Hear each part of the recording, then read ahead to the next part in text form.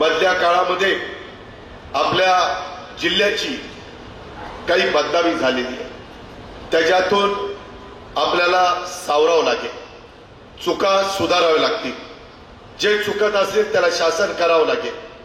त्याच्यामध्ये आम्ही पोलिसांना पण सांगितलं, हे करताना जातीपातीचा नात्या गोत्याचा विचार करू नका।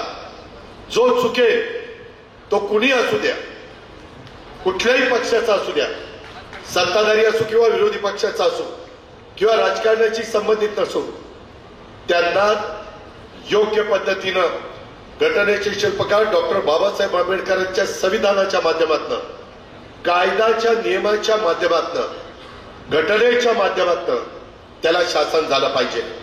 कायदा सगळ्यांच्या करता सारखा आहे, कोण मोठा आणि कोण छोटा नाहीये, आणि म्हणून याबद्दल देखील आपण सर्वांनी एका चांगल्या कामाच्या करता, कायदा सुव्यवस्था या जिल्ह्यातली उत्तम राखण्याकरता आपण मदत करा।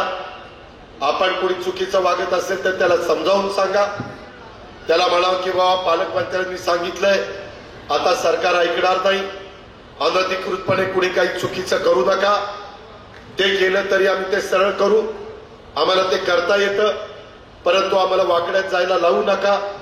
त्यामध्ये शिस्त सगळ्यांना माझ्या सकट सगळ्यांनी पाळली पाहिजे, हे माझं तुम्हाला सगळ्यांना आव्हान आहे।